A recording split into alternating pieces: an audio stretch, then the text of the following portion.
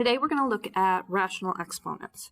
And a rational exponent is any piece that has a power that can be written as a fraction. So you can see I have here x to the n over d.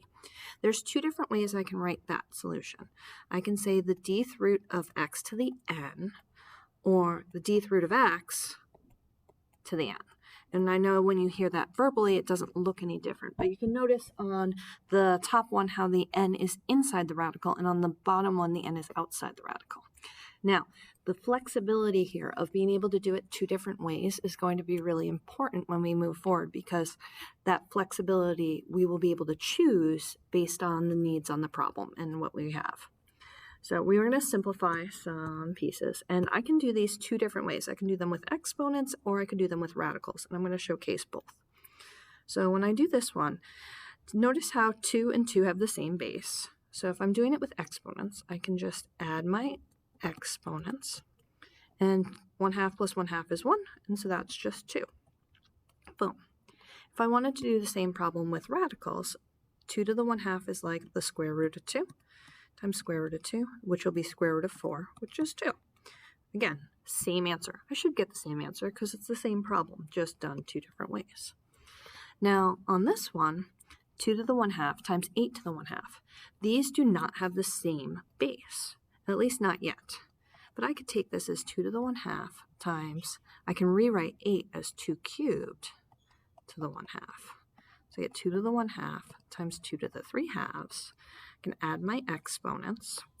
1/2 plus 3/2 is 4/2, or 2, which is just 2 squared is 4. Similarly, I can do that same problem with radicals. I'm just going to do it above and say that's square root of 2 times square root of 8, which is square root of 16, which is 4. So in that particular problem, I feel like doing it in radicals was a little bit easier, but I think the nice thing is that both approaches work. So 25 to the 3/2. Now this one's a little trickier because I have that 3 on the top. Notice on all the other ones, when I rewrote them as radicals, I didn't have any other powers in it because all the numerators had been 1 up until this point. Now when I go to do this, if I use the first format, I'm going to have the square root of 25 to the 3rd power. Now that I do not know 25 cubed without a calculator. So I'm actually not going to use that approach. What I'm going to do instead is I'm going to do the square root of 25 and then cube it. By doing those smaller numbers, getting down to a number that's more manageable, I'll be able to simplify this without a calculator. Square root of 25 is 5. 5 cubed is 125. Another way I could have done this problem if I wanted to not use radicals and I wanted to use exponents is I could actually say that this 25 to the 3/2 is like 25 to the 1st times 25 to the 1/2. It's kind of splitting things up. And that would be 25 to the times 5, which is 125. Another approach, not as common on that one, but a nice showcase of flexibility. Convert between radical and exponential form. So this is just looking for like the 4th root of x to the 5th. Like that. And then this one with the radical, I want it as an exponent, y to the 8/3. I'll leave the last one for you to try on your own. All right, so now I have some simplifying. When I have this, see how this is 8 times that x to the 15th? That means I can take this and apply it inside. I don't want to do that if there's an addition, because exponents can't distribute over addition. So this is going to be 8 to the negative 1/3. And then when I raise powers to powers, I multiply. So 15 times negative 1/3 will be negative 5. The two negative exponents are going to both move down to the bottom. And then this 8 to the 1/3, that's saying the cube root of 8.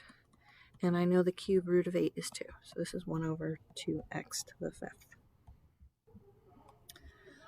All right. Then on this one I have that, I'm going to zoom in a little bit. You can see that a to the 1/2 on the outside. That's multiplication on the outside. So I'm going to multiply that in, distribute that in. I can do that because I'm not looking at an exponent distributing. So I'm going to have 4a to the 1/2 plus 3/2 plus a to the 1/2 plus 1/2. Because again, when I multiply, I add my exponents. So I get 4a to the 4/2, which is 2, and then a to the 1st. You don't really need to write the 1, but that's okay. One next to it. This one's a little tricky with that subtraction between it. My recommendation on a problem like this is to split them up into 2 separate.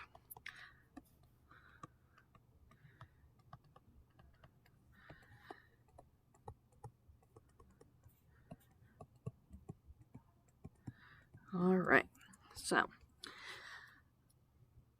what I'm going to do on this is I'm going to swap my b here, and then so I'm swapping things that had negative exponents.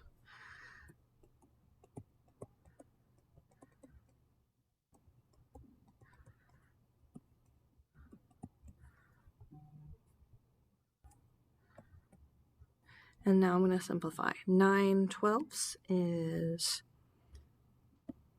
3/4. A to the 1/2 over a, that's going to be a to the 1/2 on the bottom. B to the 3/2 over b to the 1st. I'm going to subtract those exponents. I'll get b to the 1st. 6/12 is 1/2.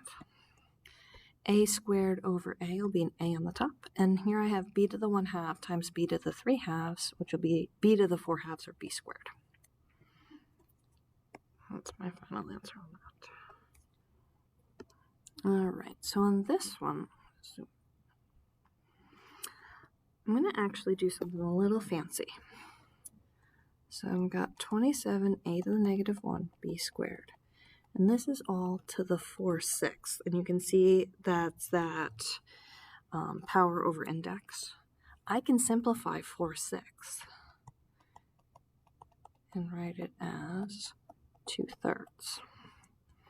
So now I'm going to have 27 to the 2/3, a to the negative 2/3, and b to the 4/3. 27 to the 2/3, that's going to be the cube root of 27, and then I'm going to square it. B to the 4/3, and then a to the 2/3 will be on the bottom. Cube root of 27 is 3, squared is 9, b to the 4/3 over a to the 2/3. Now, as I'm simplifying these, I'm writing all of my answers here in terms of positive exponents, simplified in terms of exponents. But it is also possible to simplify these as rationalized fractions, which means I wouldn't really want the a to the 2/3 on the denominator because that's technically a cube root on the bottom. I'm focused on exponent rules though right now, so that's where I'm coming from on this. So we got some equations we want to solve now. So 2 types of equations. First type is the common basis. If the exponent contains the variable, then we are going to rewrite in terms of the same base and solve the equation of the exponent. So here I have 2 to the x. I can rewrite 1/8 as 2 to the negative 3rd. And then once I have my bases the same, see how they're both, oh, goodness. You can see how they are both base 2. Then I can take my exponents and set them equal to each other. So then I'm going to have x is equal to negative 3.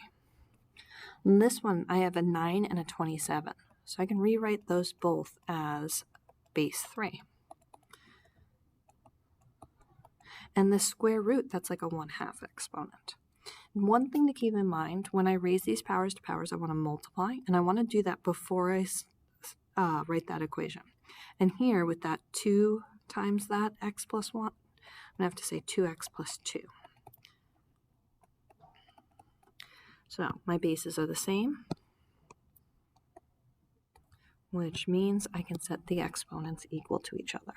Because again, the only way that that would work is if the exponents were the same. Subtract 2x is negative 1/2, and x is negative 1/4. The next type of problem is undoing exponents. So if the base contains the variable, we're going to isolate the base,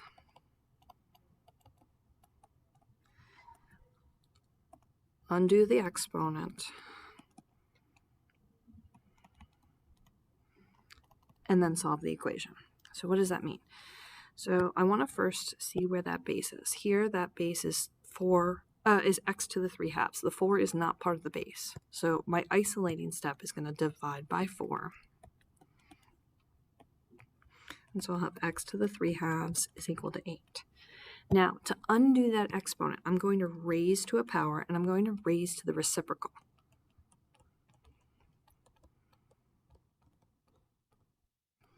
So I'm going to raise to the 2/3. I'm not doing opposite reciprocal, just plain reciprocal. And the reason I do that is so that these 3's cancel and those 2's cancel, and I end up with x to the 1st. Here, cube root of 8 is 2. 2 squared is 4. So x is 4. Now on this one, my base is right here, okay? So when I go to isolate it, the first thing I'm going to do is add 2 to both sides. Then I'm going to raise to a power, and I'm going to raise to the reciprocal. So I'm going to raise to the negative 4.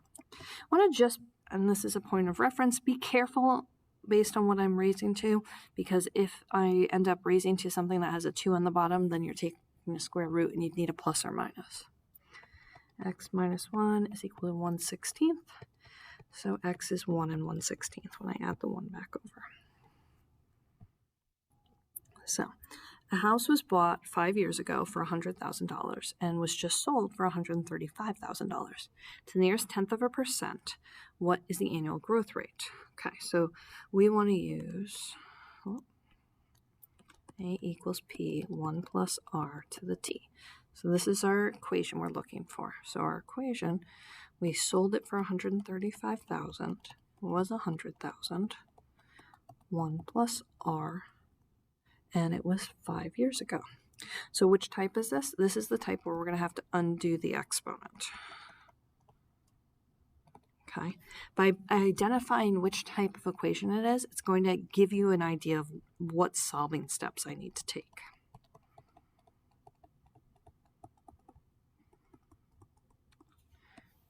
So we'll divide by 100,000.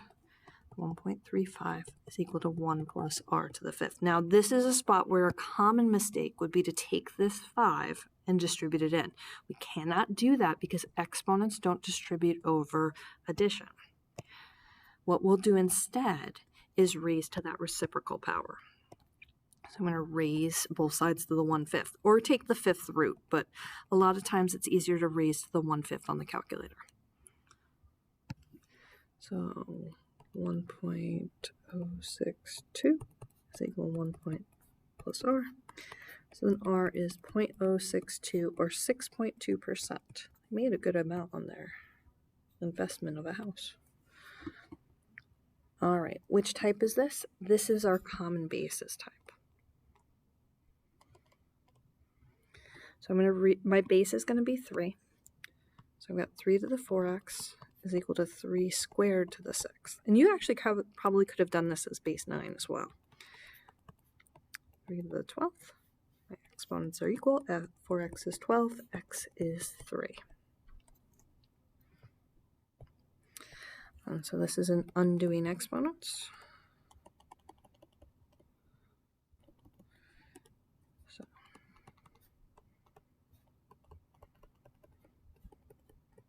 I start by subtracting. So that's that isolating the piece. And while I did call it undoing exponents, we don't actually see an exponent, but that cube root is an exponent. Then I'm going to cube both sides. 10x plus 3 is 343, minus 3, 10x is 340, and x is 34. You could, on any one of these, take that answer and plug back in to see if it works, and it does on this one. I'm going to leave this one for you, so go ahead and try this one.